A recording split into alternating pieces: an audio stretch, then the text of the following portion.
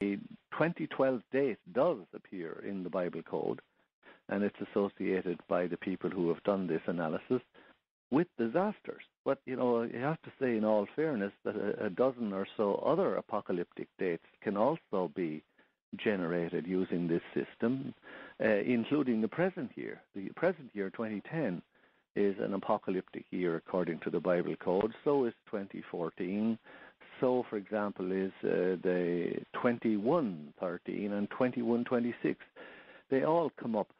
And this is the problem with the Bible code. This method that it has of skip letter permutation, I think is what they call it, that would allow for any name on the face of the earth, or any event, or any date to eventually be found and spelled out.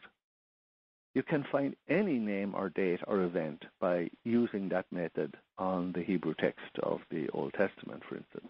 And I was really struck, it just occurred to me when I was discussing this with the caller the other day, the book Moby Dick by Herman Melville. They put Moby Dick through the same analysis, and they generated out of Moby Dick, which I don't know when Moby Dick was written, sometime in the last 30, 40 years, I suppose.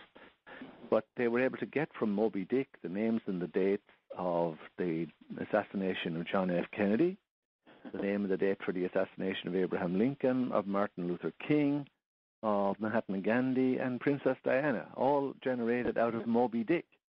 So, you don't have to go to a sacred text like the Bible to generate the stuff. And as I say, using this method, you can generate any name, any date, any happening, and any time and circumstances that you wish. All you need to do is spend the time at it. Mm-hmm.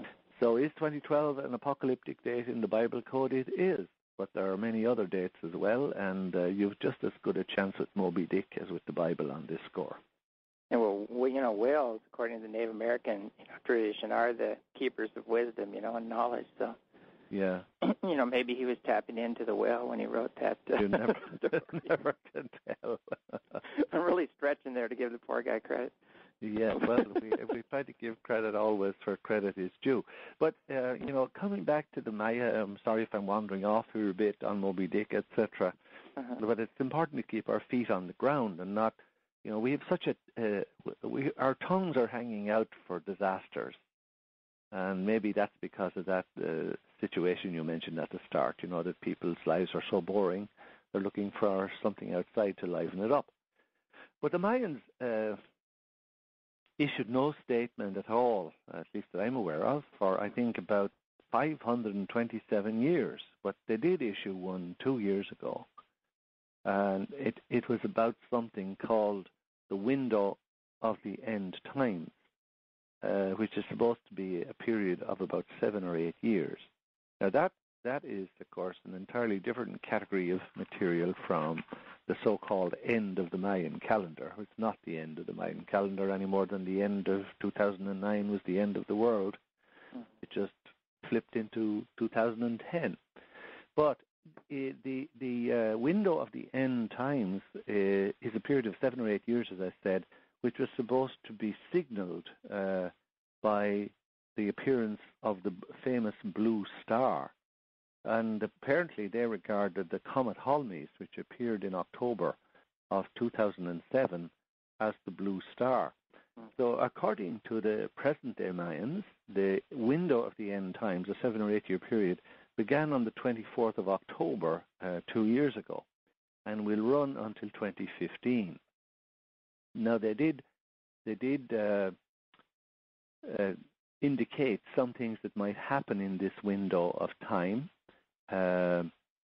First of all, a shift in the magnetic poles of the Earth. As you know, that's a very different thing from the physical poles moving. Uh-huh. But they did suggest that if the magnetic poles reversed, say that the North Pole became the South Pole magnetically, that would affect the physical poles as well, and that the location of the physical North Pole would shift. Now, obviously, if that meant that the Earth would, if you imagine the Earth like an orange or a melon with a spike through the center of it and it's spinning on the axis of that spike, well, if the Earth started to spin with a different axis, obviously it would have catastrophic results. because the oceans and so forth might get involved in the bathtub effect. There would be a lot of sloshing around going on that could have disastrous results, especially for people living near the coastlines. And in fact, I just remember noticing that Edward Casey, in his famous set of predictions, had talked about, even though this is a long time ago, talked about a 16-degree move of the physical poles to inside Russia. And I understand that the north geographical or physical pole is actually moving at about 40 miles per year in that direction, according to the recent work. The magnetic lines of the Earth are wandering very, very badly, apparently, as well at the moment. And I think a lot of people believe that this fluctuation of the magnetic lines is what causes creatures that depend on the magnetic field for navigation, say like whales and birds, etc. I think it may well lie at the root of why so many whales are beaching. They're just getting lost because the lines of magnetism are no longer as fixed and reliable as they once were.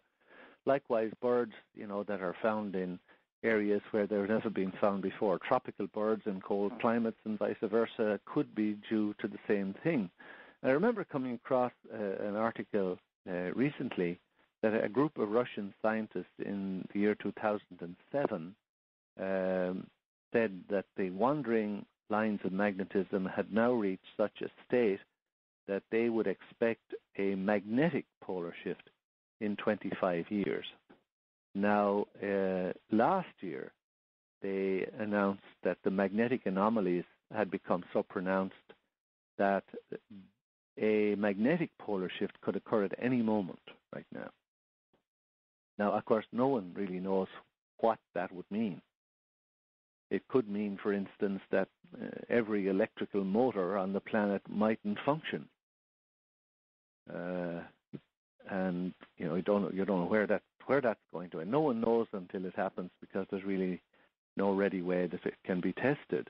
Well, I think I don't know how they did it, but somebody, within the military, I think it was the Air Force or whatever, was trying to figure out what would happen to, anything with a ground wire if there was a magnetic pole shift, and basically they came to the conclusion that everything would fry.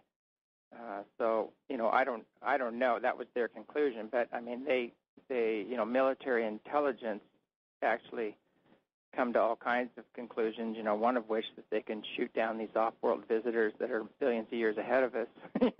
Yes. and somehow win that one. So it you just don't know. I've heard a lot of different stories about how anything with the ground wire would actually be rendered dysfunctional. Yeah. Oh, yes. I mean, there is. These are real problems as opposed to some of the hysterical writing about the Mayan calendar. Mm-hmm. These are real problems that we're facing up close and personal right now. For instance, if we say nothing is going to happen in the winter solstice of 2012, does that mean we can relax in it all? Far from it. It's a very opposite situation because, as I said earlier, my main problem with all the focus on 2012 and the winter solstice is that I think we're going to hit some of these problems well before that. For instance, I remember two and a half years ago, I suppose now, NASA's Themis spacecraft discovered a hole in the Earth's magnetic field. 4 times wider than the Earth itself was the size of this hole in the magnetic field. And the problem with that is that when the Earth's magnetic field and the Sun's magnetic field are aligned, that means that we don't have as much protection from the magnetic field as we would otherwise have if the Sun's magnetic field and the Earth's magnetic field were in opposition to each other. And they calculate that could cause 20 times the amount of radiation, solar particles, and the magnetic fields are aligned. So that is a very, very serious situation because the hole in the Earth's magnetic field wasn't realized to be there until relatively recently. And of course, the sun's magnetic field is also increased enormously. It's nearly 2.5 times what it was when the observations began in 1900. The atmospheres in the solar system are changing. The atmospheres of Jupiter, Neptune and Uranus are changing. The Martian atmosphere is getting noticeably more thick. When they were landing the Mars Observer back in 13